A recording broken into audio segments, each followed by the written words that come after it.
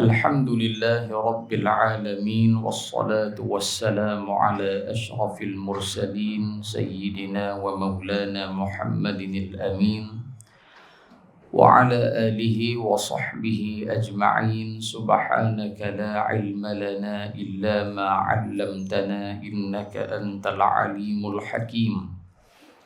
قال رب اشرح لي صدري ويسر لي أمري واحلل عقدة من لساني يفقه قولي. ربنا افتح بيننا وبين قومنا بالحق وأنت خير الفاتحين. صدق الله العلي العظيم. أما بعد. Bersyukur kehadrat Allah Subhanahu wa taala pada malam hari yang barakah ini kita dipertemukan oleh Allah di dalam surah Ar-Rahmah yang penuh dengan keberkatan ini, menunaikan salat fardu Isya dan juga salat sunat tarawih secara berjamaah. Mudah-mudahan kita diberikan kebaikan dan juga rahmat daripada Allah Subhanahu wa taala bersesuaian dengan nama surau kita ini insya-Allah. Di dalam sebuah hadis Nabi sallallahu alaihi wasallam yang berbunyi Bismillahirrahmanirrahim. An Abi Dzar radhiyallahu anhu anna nasan min ashabi Rasulillah sallallahu alaihi wasallam قالوا للنبي صلى الله عليه وسلم يا رسول الله ذهب أهل الدثور بالأجور يصلون كما نصلي ويصومون كما نصوم ويتصدقون بفضول أموالهم قال صلى الله عليه وسلم أوليس قد جعل الله لكم ما تصدقون إن بكل تسبيحة صدقة وكل تكبيرة صدقة وكل تحميدة صدقة وكل تهليلة صدقة وأمر بالمعروف صدقة ونهي عن المنكر صدقة وفي بضع أحدكم صدقة. قالوا يا رسول الله أيأتي أحدنا شهوته ويكون له فيها أجر؟ قال صلى الله عليه وسلم أرأيتم لو وضعها في حرام أكان عليه فيها وزر؟ فكذلك إذا وضعها في الحلال كان له أجر. حديث صحيح رواه مسلم. صدق رسول الله صلى الله عليه وسلم أو كما قال. Hadis ini daripada sahabat Nabi yang namanya Abu Dzar Al-Ghifari. Nama Abu Dzar ini adalah Jundub bin Junadah ataupun boleh dibaca dengan Jundab bin Junadah radhiyallahu anhu. Yang kedua, Abu Dzar ini ataupun Jundub radhiyallahu anhu ini daripada kabilah Ghifar. Daripada kabilah Ghifar. Bila sebut kabilah Ghifar, sedia maklum dan masyhur puak-puak Ghifar ini kerja mereka merompak. Kerja mereka rompak. Kerana sebab apa mereka rompak? Kerana kedudukan perkampungan Ghifar adalah tengah-tengah. Di antara Mekah nak menuju ke Syam akan jumpa Ghifar dulu. Daripada Bertam nak main gurun Sungai Petani dulu. Kira tuan-tuan yang Ghifar. Tapi tuan-tuan tak balas lah lagu mereka. Ni contoh. Contoh. Abang Tengku boleh buka belakang tu. Mereka duduk selak tu. Boleh buka tak? Boleh. Kalau boleh buka, kita buka. Tak boleh buka, tak apa. Baik. Yang ketiga, Abu Dzar Al-Ghifari radhiyallahu anhu, bila mana dia masuk Islam, hari pertama dia masuk Islam di Mekah, maka dia bagi tahu kat Nabi sallallahu alaihi wasallam, ya Rasulullah, saya dah masuk Islam. Apa yang saya nak kena buat? Maka jawab Nabi sallallahu alaihi wasallam, Nabi kata balik pergi di kampung kamu, ajak orang kampung beriman kepada Allah. Nabi bang dia. Maka kata Abu Dzar, dia kata wallahi demi Allah, bahasa orang kita panggil taubat lahum ya Rasulullah, aku tak mau balik perkampungan aku. Dengan syarat selepas daripada aku isytihar, kata aku beriman dengan kamu, baru aku kembali wahai Rasulullah. Maka dia pun hari pertama dia masuk dalam Masjidil Haram, yang pada ketika itu dalam Masjidil Haram ada belakalah antaranya Tan Sri Abu Jahal, Tan Sri Abu Lahab, mau geng besar-besar mau kepala-kepala masam Mekah pada ketika itu. Lalu kata Abu Dzar Al-Ghifari, wahai penduduk Mekah, sesungguhnya aku Jundub bin Junadah daripada Ghifar menyatakan aku sudah beriman dengan Muhammad sallallahu alaihi wasallam, dan tinggalkanlah kamu punya sembahan tok pekong apa semua tu, tinggal semua, kerana semua benda itu tak memberi manfaat pun kepada kamu. Bila dia bercakap lagu tu tuan-tuan, menyebabkan orang musyrikin ketika tu marah dekat dia, seolah-olah dia menghina sembahan mereka. Abu Dzar pada hari pertama masuk Islam, dia kena WWE Smackdown pada ketika itu. Bahasa Arab, dia kena tabuh sampai pingsan hari pertama. Hari kedua dia sedar balik, perangai hak sama enggak dia buat, kena labuh pula hari kedua. Hari ketiga, Abu Dzar Al-Ghifari masuk dalam Masjidil Haram, dia tengok ada satu orang perempuan duk sembah tok kong ataupun duk sembah berhala yang namanya Nailah. Nah, jadinya tok kong tu duk ini, duk tang ni. Perempuan ni duk tang ni. Abu Dzar mai tahu nak, mai duk diri tengah, duk depan-depan. Menghadap perempuan tu, kata Abu Dzar, wahai wanita, hang sembah apa? Apa yang hang sembah ni semua tak ada manfaat dan tak boleh bagi mudarat ke hang pun. Hampa yang buat, hampa yang sembah. Menyebabkan perempuan ni barangkali dia takut, dia kata apa?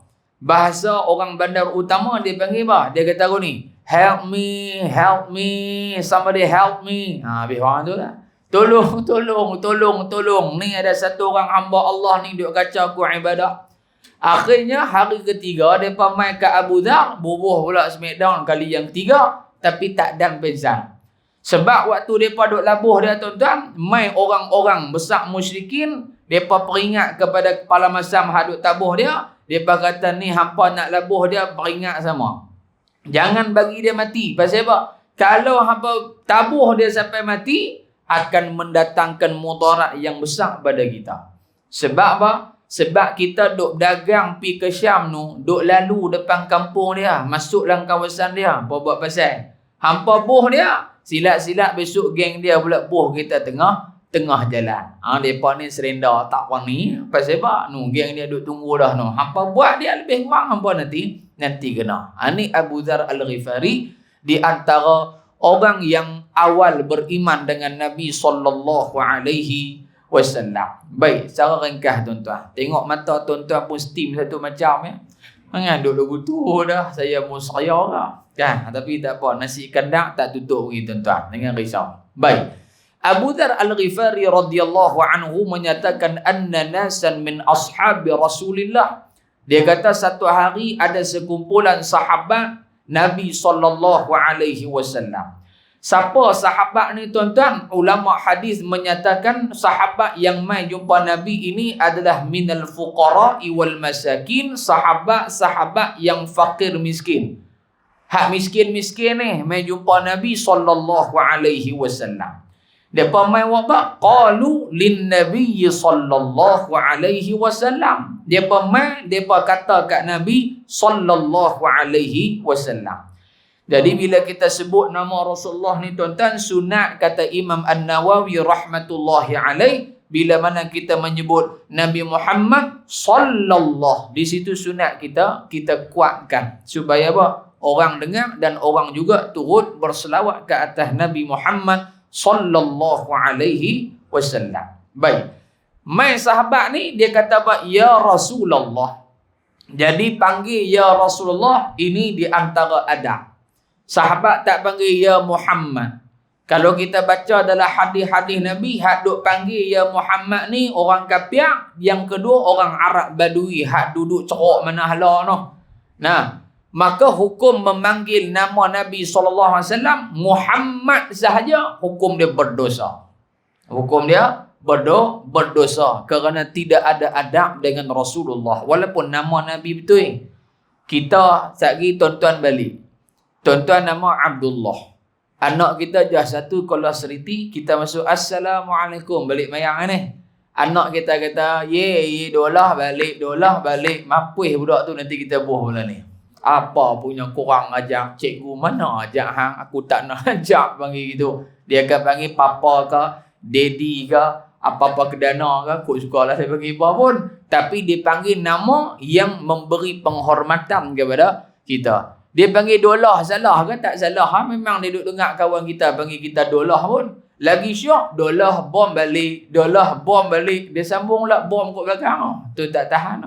Kita tanya pasal apa duk panggil ayah dolah bom. Pasal ayah duk bom cek, kata nak beli coklat, tak beli. Bom lah tu. Contoh. Nah, abang kata ada. Jadi, ya Rasulullah, wahai Rasulullah, Zahaba ahlud duthuri bil ujuri. Wahai Rasulullah, sesungguhnya sahabat-sahabat kami daripada kalangan ahlud duthur. Makna ahlud duthur, ulama sebut pada dia, sahabat-sahabat yang kaya-kaya, yang banyak harta. Zahaba ahlud duthur bil ujur. Mudah fahamnya, sahabat hak miskin ni kata kat Nabi, ya Rasulullah, sesungguhnya sahabat kami yang kaya-kaya ni, mereka dah kutip semua dah pahala yang Allah Ta'ala bagi kepada hamba dia. Hak kaya ni balas habis dah. Kami hak miskin ni tak ada apa. Ibarat dia lagu tu maksud dia. Kemudian, yusallun kama nusalli. Sahabat kami tak sah ni, hak banyak reta tu, yang ambil semua pahala tadi ni, wahai Rasulullah, sedangkan yusallun kama nusalli. Depa ada pahala, depa semayang dan dapat pahala semayang. Kama nusalli, kami pun semayang, dapat pahala semayang. Sama juga. Kemudian wa yasumun kama nasum. Depa puasa, dapat pahala puasa. Kami pun puasa, dapat pahala puasa. Sama juga. Tetapi wa yatasaddaquna bifuduli amwalihim. Depa ni ada segi advantage, depa dapat bersedekah di jalan Allah bifuduli amwalihim, dengan kelebihan harta mereka, tapi kami porci, kami tak ada apa. Maknanya siapa hak menang, hak kaya lah menang. Pahala mayang ada, pahala puasa ada, pahala sedekah ada. Hak mereka ni pahala mayang, pahala puasa. Makna ketika ini jadi apa? 3-2. Kedah malam 4-1. Tak ada tengok orang abang kira pakai hak tu betul tak betul tahu lah. Kedah malam 4-1. Ni 3-2. Sahabat hak kaya mendahului yang miskin. Pasal apa sahabat miskin ni mai habaq kat Nabi, tuan-tuan? Di sini ulama nak ajang inilah perangai sahabat Rasulullah. Dia tak boleh tengok orang lebih dalam bab akhirat daripada depa. Dia mesti fight nanti sampai menangnya.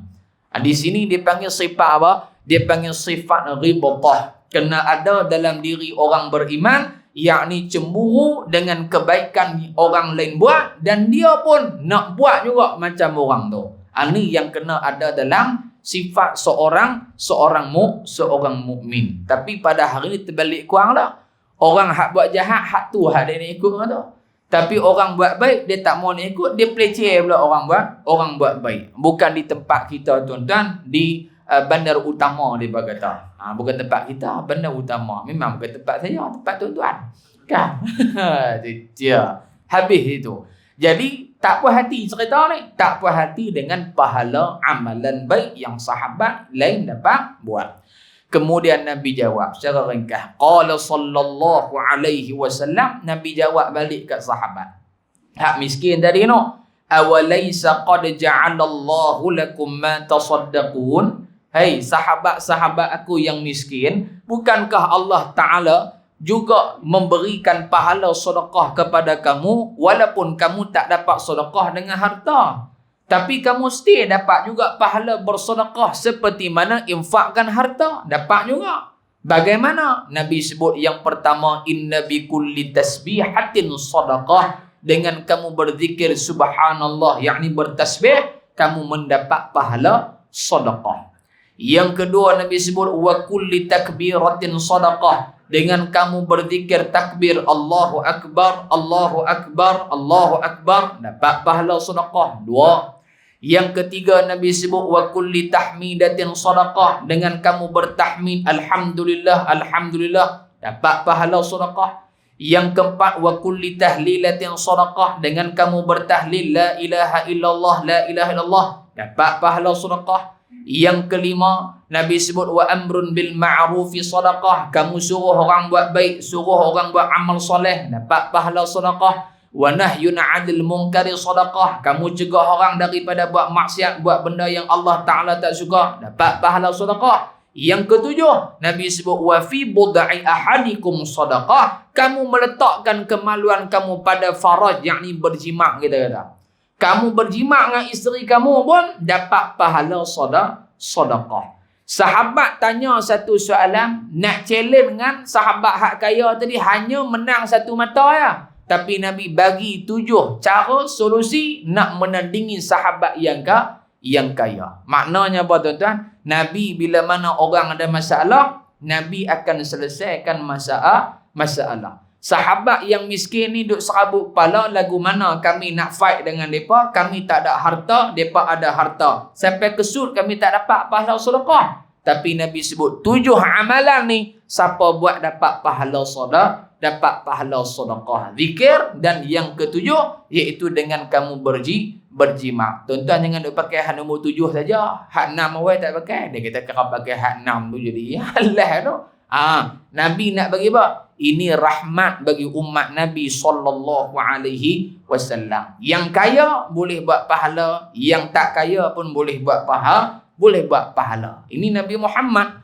Lalu bila mana sahabat tanya lagu tu tuan-tuan, Nabi jawab pula dengan berjimak pun dapat pahala sedekah. Sahabat pun tanya Nabi, ya Rasulullah, ayati ahaduna syahwatahu wa yakunu lahu fiha ajrun? Wahai Rasulullah, sekiranya salah seorang daripada kami mendatangi isteri kami syahwatahu, dalam keadaan syahwat, sama ada dia berjimak ke tak berjimak ke, cerita lain, maknanya memang berahi kepada pasangan dia, adakah dapat juga pahala ya Rasulullah? Sahabat macam tak percaya. Tu ke? Maka Nabi pun jawab, ara'aitum law wada'aha fi haramin akana alaihi fiha wizrun. Nabi tanya balik, kalaulah lagu tu hampa tanya, ara'aitum, apa pandangan kamu, sekiranya seorang lelaki ataupun seorang perempuan mendatangi dengan cara yang haram, bahasa kita kata zina, kita kata, adakah orang yang mai dengan cara yang haram ada tak balasan daripada Allah, yakni syurga, dapat pahala ke dapat dosa? Nabi tanya balik. Di sini nak menunjukkan di antara salah satu cara Nabi nak ajak sahabat, Nabi nak bagi ilmu kepada sahabat, dengan Nabi bertanya kepada para sahabat. Nah, bahkan dalam Quran pun Allah Ta'ala menggunakan uslub ataupun gaya bahasa bertanya. Supaya apa? Nak attract, nak tarik perhatian muqri, orang yang membaca Al-Quran, supaya memahami dan mengambil berat apa hak Allah nak abang lepas tu. Misalnya, hal ata 'alal insani hinum minad dahri lam yakun syai'an madhkura. Nah, surah Al-Insan. Hal ata 'alal insani hinum minad dahri lam yakun syai'an madhkura. Allah cerita tentang kejadian manusia. Hal ataka hadithul ghashiyah, cerita pasal al-ghashiyah.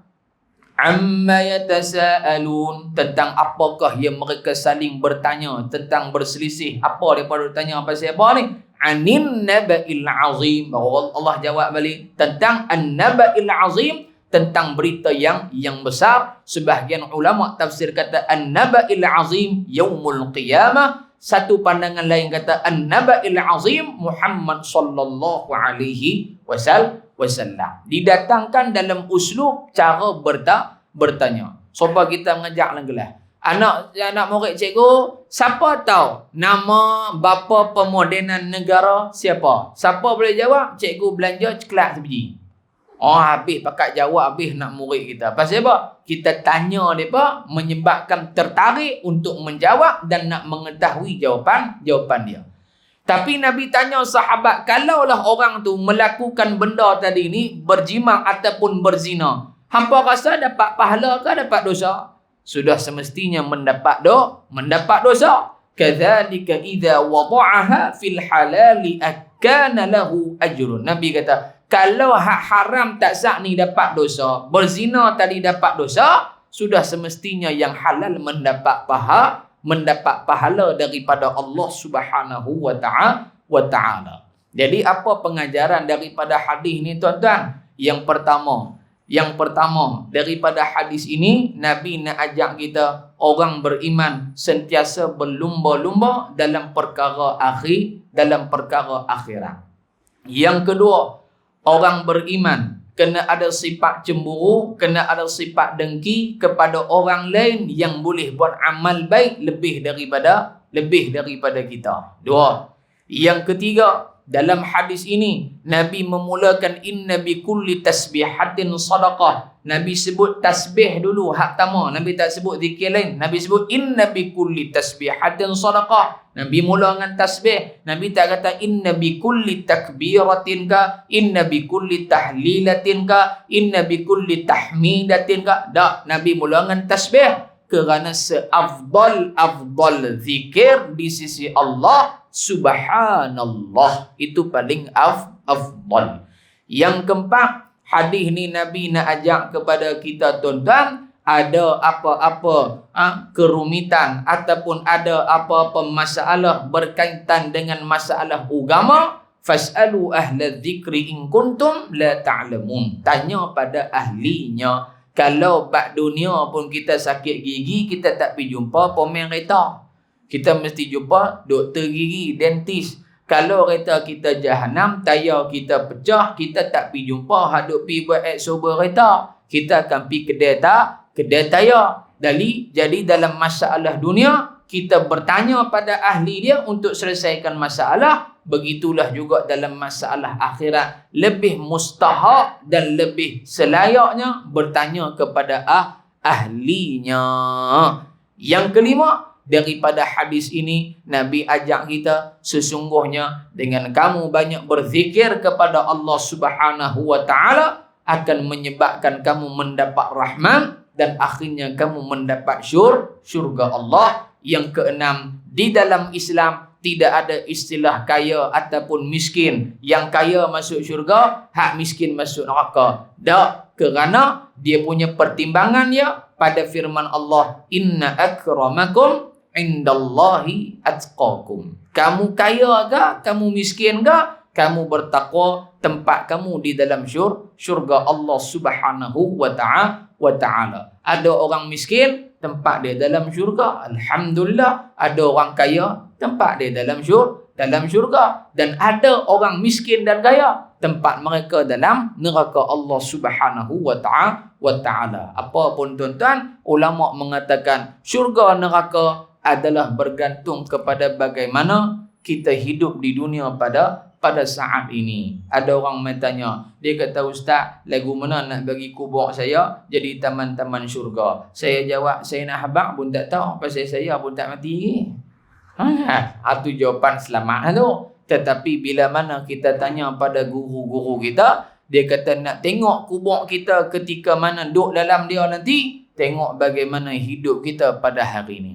Masing-masing kita muhasabah lah. Kata Sayyidina Umar, hasibu anfusakum qabla an tuhasabu. Hisablah, hitunglah, muhasabah diri kamu sebelum kamu dihisab, dihitung oleh Allah Subhanahu wa ta'ala. Kita sendiri tuan-tuan boleh tahu bagaimana hidup kita dengan amal soleh kita, maksiat banyak ke, tak maksiat banyak ke, maka masing-masing kita melebih mengetahui hal keadaan diri kita. Jadi mudah-mudahan tazkirah ringkas pada malam ni yang kita sebutkan ada apa? Ada sedikit penambahbaikan kepada tuan-tuan dan saya, dan menambahkan semangat kita lagi untuk terus berlumba-lumba dalam melakukan kebaikan dan ketaatan kepada Allah. Kata Imam Al-Ghazali rahmatullahi alaih, at-turuqu ila Allahi ka'adadi anfasil khalqi. Ini Imam Ghazali sebut dalam Minhajul Abidin. Dia kata apa? Jalan kamu nak mendapat redha Allah Ta'ala itu katuruqi ka'adadi anfasil khalqi, seperti mana banyaknya hembusan nafas manusia. Maksudnya banyak sangat jalan-jalan baik ni,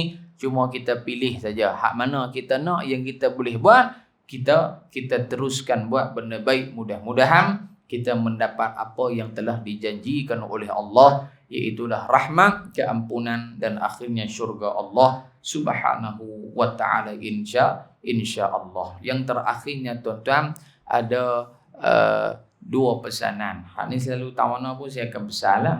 Yang pertama tuan-tuan, sebelum kita sembahyang tarawih jangan tinggal sembahyang ba'da Isya.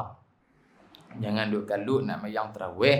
Bagus dah main tarawih tu. Ba'da Isya jangan tinggal. Pasal apa jangan tinggal? Kerana pahala ba'da Isya tidak dapat ditandingi 8 ke 23 tarawih, tak boleh lawan dia. Nak tuan? Sebab sunat tarawih bukan sunat rawatib. Dia duduk dalam bulan Ramadan je. 1 Syawal tuan-tuan pergi buat solat tarawih. Habis pejabat agama main tak Black Maria dengan tuan-tuan dengan saya duduk di pejabat agama. Pasal apa? Tak sah. Nah, jadinya solat ba'da Isya itu dia ni solat sunat rawatib yang dikepik dengan sembahyang fardu. Maka solat sunat hak kepik dengan sembahyang fardu, solat sunat-sunat yang lain tak boleh challenge dia. Walaupun 2 rakaat. Maknanya sebelum sembahyang tarawih 2 ba'diyah tu kena buat. Bukannya wajib syarak, kita kata wajib aku kena buat. Nak faham itu? Wajib syarak lain pula. Wajib ke mana? Wajib pada diri kita ba'da Isya mesti aku kena buat. Sebab 2 rakaat dia tak boleh nak disaingi oleh 8 ke 23 ke 400 rakaat tarawih atau tuan buat pun tak boleh challenge 2 rakaat pahala dia ni. Subhanallah. Insya-Allah silap-silap besok malam pakai ba'da Isya tarawih tak ada dah surah ni. Apa kata tak ada dah. Awak kami cara pakai hak ustaz abang tu ya. Hak mudah ada tu buat payah apa? Ambil 2 tu ya. Makan model tuan-tuan. Makan model 2. Pertama, yang keduanya tuan-tuan, jangan lupa baca doa iftitah. Mayang sunat ke mayang fardu ke seorang ke ramai-ramai ke, iftitah jangan lupa. Baca hak paling pendek lah. Pendek pun bukannya pendek hak merapu supaya daripada ubat tu. Kunun. Tu bukan dia hak tu. Hak tu mu hak balah belaka. Kunut. Hak tu hak panjang pula. Tak ada dalam kitab fiqh sebut gitu. Paling komen sepana Allahu akbar kabira walhamdulillahi katsira wa subhanallahi bukratan wa asila. Paling pendek dah lah tu. Habis pendek dah tu, nak pendek lagi mu kira sungguh. Nah, paling pendek nak dapat apa tu tuan? Nak dapat fadilat doa iftitah. Siapa hak mayang tak baca doa iftitah ni tuan-tuan, ibarat kita kata hidup tapi kerak kepala. Guna. Orang tak ada kepala. Sempurna lah tuan-tuan. Tak sempurna lagu tu sembahyang kita. Nah, paling kalut kok mana pun baca juga tuan-tuan. Nah, tapi kalau rumah terbakar, pergi padang rumah dululah. Terus duduk sembahyang ni, dia kata tak apa nak ambil fadilat hak ni dulu, leh-leh kentung. Kentung rumah kentung dah. Nah, tengok pada keadaan. Mudah-mudahan Allah panjangkan umur kita dalam iman dan Islam dan anugerahkan malam Al-Qadar untuk kita semua. Amin ya rabbal alamin. Kita tangguh dengan tasbih kafarah dan surah Al-'Asr. Subhanakallahumma wa bihamdika asyhadu an la ilaha illa anta astaghfiruka wa atubu ilaik. Bismillahirrahmanirrahim. Wal 'asri innal insana lafi khusr illa alladhina amanu wa 'amilus solihati wa tawassaw bil haqqi wa tawassaw bis sabr. Wa sallallahu ala sayyidina Muhammad walhamdulillahi rabbil alamin. Assalamualaikum warahmatullahi wabarakatuh.